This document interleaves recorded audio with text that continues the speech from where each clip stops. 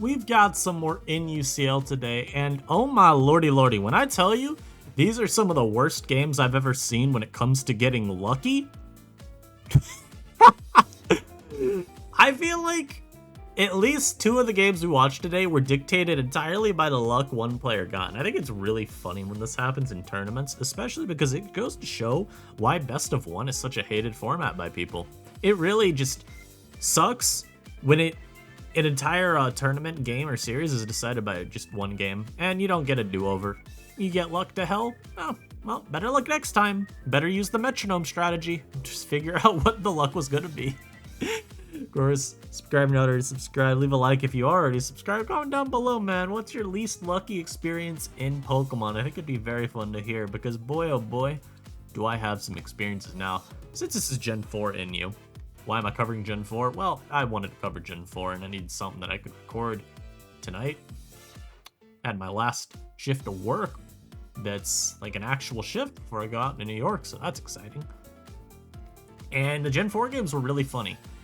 For the reason I said. So there's no team preview. Dunoks versus Drud. There's a Jinx lead into a float. Now, there's 2 ways this can go. One, this can be physical float soul, and it will 2-shot the Jinx.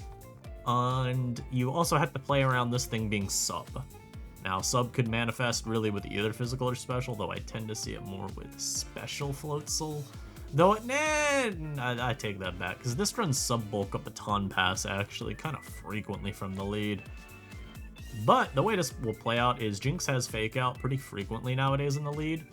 So it can always fake out, and since it's going to be Sash as well, he does have Lovely Kiss as a follow-up that will always work.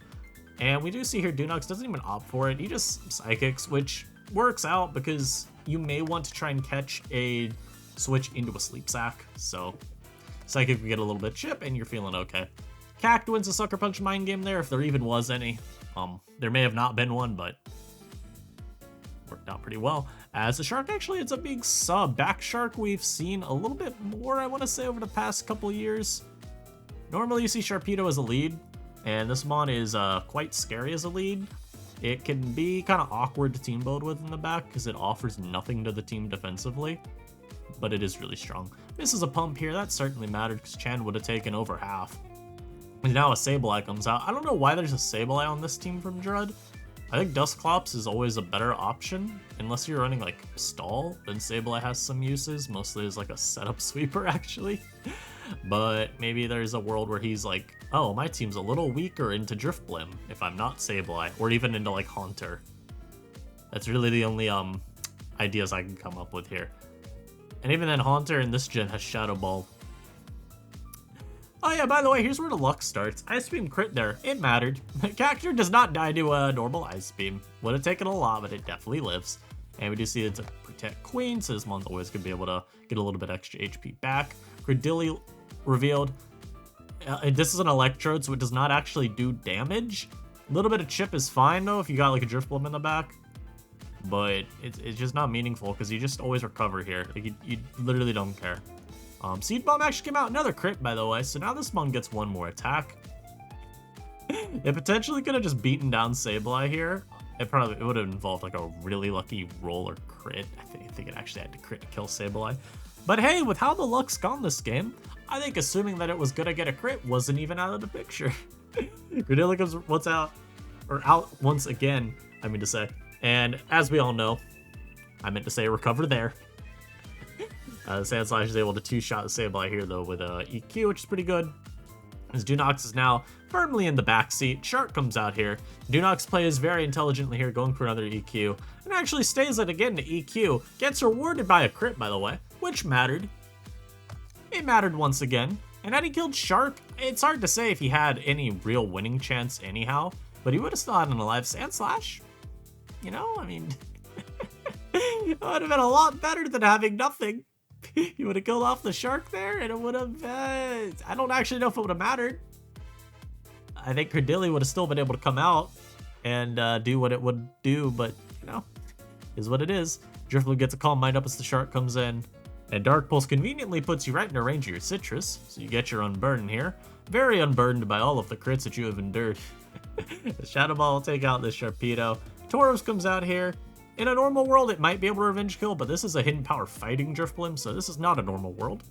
As Credilli now comes out, sub here I think is a little bit tough because it now puts you in range of Seed Bomb, as you see here, and HP fighting didn't even two-shot, but you had to sub pretty much because of that calc. So you had to go for a sub, hope for a full para, or even a Stone Edge miss, and then you have to HP fighting, hope for like another para on like not the first attack, but the second. So you HP fighting, you get it down to like here. Then it breaks your sub with Stone Edge. I guess you could get a full para whenever. It's just more convenient if you get it on the recover turn. Because Dunoks 100% won if he got that lucky full para. But that luck was not on his side. We even had loser's POV. I don't like it. I don't like it at all. HSOWA versus Seraphz is next. This game was no better. Credilli led into Metacham. This Metacham gets rewarded by seeing Charizard as a switch in, and if I'm Seraphz here, my immediate thought is the following. Wow, this dude switched a Charizard into my Metacham. This dude has no Metacham check whatsoever, so I would always be preserving this mon like hell, and also keeping in mind, there is no Dusclops, there is no Sableye, there's maybe not even a Slowking. Like that, it's kind of tough because Slowking, honestly, I feel fits its way onto every team, but Zard being the immediate switch-in should always be kind of weird too. Now, if I do understand, like if you're predicting Fake Out, and since it's revealed Air Slash too, if you know it's gonna go for Fake Out, then you immediately threaten with a KO. If you go to something like Slowking, yeah, you may come in on a Fake Out, but you're slower, and then it could potentially have Thunder Punch. So there is a bit of justification to still just going Zard first. However, it still, in my mind, immediately lets you discount there being something like a Dusclops on the enemy team, which is helpful, especially if you have like a Tauros on your team. Chan comes out on Credilli though, because this mod can't really touch Chan, so you get a free spin here. And Sandslash is the response. There's a lot of mods you could switch in. Sandslash. Credilli is one of them. He does get a Toxic on it here, but it's not a huge deal. Credilli has recover. This Energy Ball crit's a big deal though. It mattered. Mattered. For sure. And now that also takes away potentially his best answer to the Hitmonchan, as Metacham goes for T-Punch, which obviously trying to predict Zard to come in there, or even a Slowking in the back. Misses high jump kick, which I think y'all are getting the point now. Stealth Rocker now up on the side of the field for the rest of the game. I would also put a dot in chat. I might even type something like gamer in the chat. Anyhow, Slowking comes in on the Regirock, which is a little scary, because this guy could be Boom, but revealing Curse, I'm thinking more along the lines of like Resto Chesto with like Edgequake coverage. So, and then the switched out too, so I don't think it has Boom. So you're probably always pretty safe with Slowking versus the Regirock. Chan gets it on the Credilli, and at this point too, you could always just CC into T-Punch, and you're pretty chill on beating the Slowking down. Its Thunder Punch is essentially twice as strong as CC. I lied, by the way. It's not, but it is very strong. Or this is a like pretty low roll, all things considered. The T-Wave does get off though on the Hitmonchan, which turns it into a bit of a dead slot, but it is still a Hitmonchan. Potentially has Mach Punch, though I think it's Scarf on this team. No, not Scarf at all. God, what am I saying? Because this thing, first of all, switcheroos a Scarf, but also I don't think it needs to be Scarf ever on this build with main plus Zard. Rocks are set again just to be spun away immediately, by the way. They will not be staying up. And I believe T-Punch is coming out once again here. Never mind, I'm wrong. Slowking switched into Slowking, matched a mirror here. Toxic is on this one, T-Wave's on this one, so you're obviously a lot happier if you're HSOWA, because now this king will slowly perish. Not like it's a huge hindrance to your team, but it does check the Zard, and it does check the Reggie. Oh, by the way, a Surf crit here. I lied. Surf just kills, but it feels like 47 is way too much for a skunk to take, especially since in this gen they usually have a little bit of bulk that they run, just since they're so often tasked with being the switch-in to opposing Slowking. And we see here Seraphz forfeits, which a little interesting to me. He did have an unrevealed blast, but I guess if it's like a Driftblim or a Tauros, it's not really ever gonna win because Regirock is at full. If Regirock was not at full HP and I have a back Blim or back Tauros, I am probably still trying to play this game out. But Yeah, I totally get it. You'd rather not even reveal the last Mon at this point. Just, you know, it's generally just better for you, especially in a generation like this where knowledge is pretty important. Maybe you want to reuse the team later or something. You decide it has a good angle into your opponent, and it's like, well, they don't know what the last was, even if they have my scout, so I get it. Pokeslice into Sirwings. This game was also pretty bad for people that hate luck. Anyhow, Regice lead in Ampharos. This was a very funny lead at first because I thought Regice would not switch, and it did, into Gastrodon. And what you need to keep in mind about Gastrodon in Gen 4 is Storm Drain sucks. It's just a redirect ability. It doesn't actually make you immune to water. So, yeah, that's all just to say this mon's ass. And to keep in mind that this thing can, in fact, take Surf Chips. So if you ever see this go for Surf on Gastro, that is why. Goes for Toxic, though, and its Slice gets out with not being Pursuit Trapped. As Queen comes into the Skunk, very nicely done. He can get up here, and he can just always go Ampharos. Again, Regice won't two-shot, because it reveals it's not even Life Orb. If it was Life Orb, it would have taken a little bit more. It would have been two-shot. It would have taken like 56, I think, instead. Life Orb's 30% increase. It sounds about right. So it would have been a much better exchange. Regice also obviously is not getting not getting O-code, I should say, by a Focus Blast from Ampharos. But Ampharos ends up chipping away at this, only for it to recover it all back. And now Slowking, as you see, Surf can actually do damage to Gastrodon. So we're going to see a little bit of trading here. Slowking jacks off. Pause. Slowking slacks off. As now the Skunk comes out and gets crit immediate by Surf. So that's fun. Vintage Slice, I agree. That is a vintage Pokeslice line. Chan comes out, doesn't get paralyzed, surprisingly. The Regice gets CC'd, probably with Scarf Chan, was it? Or did it take a Life Orb? None. So it could be Scarf Chan, that's what you have to remember. I actually was shocked by the spin here, by the way, just because Scarf Chan is not, you don't know if it's Scarf or not. Even if you live a CC, you're taking 500,000 and you were Life Orb Chan. So you probably just died. You got away rocks and you died. So I don't really love that play, but I get it too, because you're threatening Mach, and with the defense drop, I don't think it kills, but it would have done a lot. I don't know, very weird spin in my view. CC here, and Ampharos makes sense. T-Punch can actually threaten a KO there since your Life Orb, as Amp comes out, and oh my god, Pokeslice channeling his inner ABR here, or whatever good player you like, because now this Ampharos is in Custap range. Sirwings doesn't scout at all for it, and he gets T-bolted. He also didn't Mach Punch there, which for sure tells me he didn't respect Custap at all. Or he doesn't have Mach, which also just means this CCing the other Chan would have been like Omega free. Slice doesn't have any way to know if it's got Mach Punch on its set, but it is what it is. Ampharos will now perish after an effective Custap usage. And the Slowking will come out and check the Zard. Always slack off. Very, very nice here. Now Queen could respond to Credilli. Credilli can't really do a ton to you. You'd have to get a lot of good luck with crits, which, as we've seen today, it seems... I'm gonna be honest, I didn't even remember that crit. I didn't even remember that one. Oh my lord, dude. Another crit Kiango Pokemon. And by the way, that didn't matter. By the way, it didn't matter. Chad two-shots Credilli with CC, which feels wrong to say. I don't know why this is a two-shot, but it definitely confirms this is Scarf beyond a shadow of a doubt, as Chan will just now spam CC, because there's no reason not to. Gastrodon goes for Curse, basically just saying, you have to really hope Slice gets so scared seeing this Gastrodon come out that he switches. That is literally what you are trying to go for here. You were hoping Slice chokes and switches out the Chan. He doesn't, though. He makes the right play and stays in. As now Chan can just continue spamming CC. It's not even Scarf, by the way. It just was played like it was Scarf the entire game. At least I feel it was played like it was Scarf the entire game. So, far be it from me. This team also has no fighting resistance other than a Charizard, so I probably would not use this myself. I think on this team, it's a good example of just go Slowking over the Gastrodon and see the fact you have no ground type.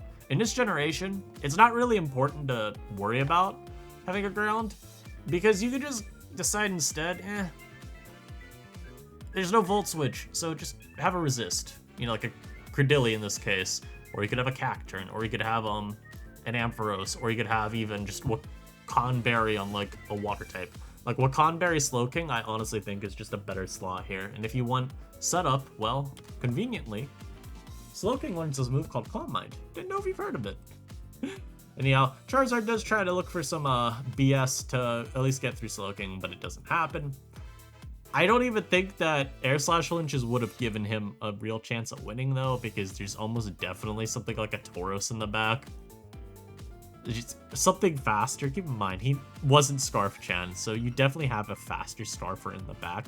And Slice went Slowking here just for like what I said in this game, where Seraphz forfeited without even going this spawn. I mean, some of it could even just be, even if it's revealed, it's like, I don't think I can win. But there's something about knowledge and what it means for your scouts when people are trying to prep for you. Slice literally just decides, hey, I'd rather not reveal these two Mons, and Slowking can kill anyway, so hey. Even if you had a Mon that would always safely revenge kill Lizard, you don't have to go to that yet. You can see if you could preserve the two unknowns for future games. And yeah, last game here. T-Lenit versus my teammate, Vivalospride. Very fun DPP Enure. He's a guy that we beat once. Very fun. And as you see from the lead, it's a Glalie lead into an Electabuzz. Now, Glalie, you may be wondering, are we playing ADV NU? No. But Glalie's actually kind of decent in DPP. It's not anywhere near as good as it is in ADV, but the spikers in this format are pretty absent overall. You've got like Cacturne, Glalie, and Roselia are really the only practical options if you want to set Spike. At least off the top of my head. I know I'm forgetting something that's like not bad. But I can't think of it, so we're gonna pretend like I'm not. I hope that's okay with all of you. And you see Glalie eat a Thunderbolt pretty easily and then go for the little Icy Wind. Just guarantees that you get both Chip on Electabuzz and a Spike. Technically, it doesn't guarantee Chip though on this because it could miss. But frankly, I would just hit. You know, I would just hit. Your Regirock comes out here, which is a very funny sequence because you know you're always getting Quaked and he gets crit, so he's just two-shot. But Viv is a very good player, and unlike Sirwings, he does scout for a Custap here. And Boom is used by Lenit. Golem pivoted in to tank the Boom. Very nicely done there. And then Golem switches. Lenit knows the switch is likely, so he just goes for a Spike instead of opting for Chip on whatever comes out, because the Spike is perhaps more guaranteed damage throughout the game. And a little Skuntank mirror there. Viv opts out of it immediately. Goes to his Golem. Unfortunately, there was no Custap to be revealed, which I think is very kind of funny that then T-Lenit didn't scout for Custap there. Like, I am very shocked, but I think he just does. Because here's the thing, you could Sucker Punch anyway, and then you would avoid Custap altogether. Because Sucker Punch has higher priority than whatever attack Golem would have gone for. So it definitely feels like an unnecessary crunch there, but I digress. Tauros comes out, just drops the attack of the Skuntank, immediately switches into Clops though, because he predicts something. I don't know what at all was predicted here. I know I just paused this at like the weirdest time, by the way, but I promise you it was unintentional. This play was insane though. Goes Clops on... Let me go back for this for y'all. So Clops comes out here as Drifblim is thrown out by T-Lenit. Alright? Clops probably also, I think, what's it called? This pivot here with the Tauros, he doubles just knowing Clops can check whatever Tauros switching was coming out. Usually it'd be a Ghost and Clops versus another Ghost isn't like the end of the world.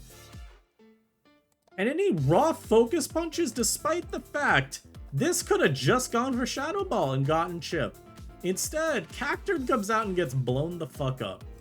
My thought process here is probably that Lenit felt there was a high likelihood Skunk would just come out. Since oftentimes in this generation, Skunk doesn't even run a poison move, so Cacturne's actually like a reasonable check. You could go for a Spike, force a Boom maybe, and you're like really happy if you do that. So Viv knows there's at least some chance one of these two goblins is coming out and he just focus punches, gets a huge hit. Keep in mind, again, this could have just Shadow Balled. It's not like this one gets good ghost moves.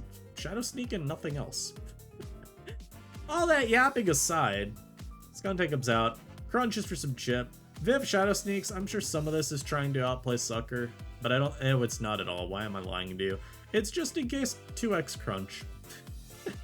Fortunately, he gets a pursuit turn here, right, though, so he gets a little bit extra chip. It's so negligible, but, you know, chip's chip. Game is game, as they say. EQ kills the skunk, as we didn't see in the back. I lied. Drifblim came out first. I forgot we're not seeing the reveal of the back one yet. Blim subs, though, gets its Pataya. This is super dangerous. Slowking in the back does literally nothing here for us, because even with Wakan Berry, you're just two-shot. The paralysis, it is irrelevant. It did not change anything here. The skunk now has to come out, and unfortunately for Viv, takes a T-Bolt, paralyzed by it, an immediate full pair. They're very unfortunate, but what is nice for him, he crunches the Drifblim, and he's able to immediately Sucker Punch and kill it, so he didn't have to outplay any, like, Calm Edge shenanigans. Unfortunately, though, for him, Sharpedo comes out. Sucker does a lot, but it doesn't kill. It does do enough to self-KO. Now, Taurus is able to drop an Intimidate, force the Shark out. He EQs here knowing that it would kill Buzz. No need to take chip of your, you know, own either if you go for, like, return. And then he lives an Aqua Jet and KOs with EQ. I almost want to say that I saw Leni mention somewhere he meant to change the nature on Shark to, like, naive or hasty instead of it being timid. Technically, timid may have cost him the game here because of that 10% damage reduction to Jet. I forget if I saw that somewhere said, but I think I do. Because keep in mind, if it did 26, well, give it 10%. That's a 28.6 roll.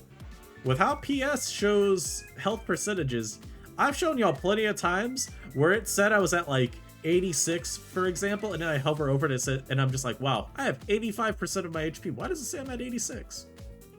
So there's a 100% a chance that would have given him the win instead of Viv, but Viv with a very nice clutch at the very end, just basically not letting the Drifblim scare him at all, getting its turns right, not getting the full pairs as well. And also that catch on the Cacturne ended up being very important. But I hope all y'all enjoyed. Sometimes Pokemon is the worst game that we could ever play. I don't know why we willingly play this game, considering how luck-filled it is, but I think it's fun to play with our make-believe creatures.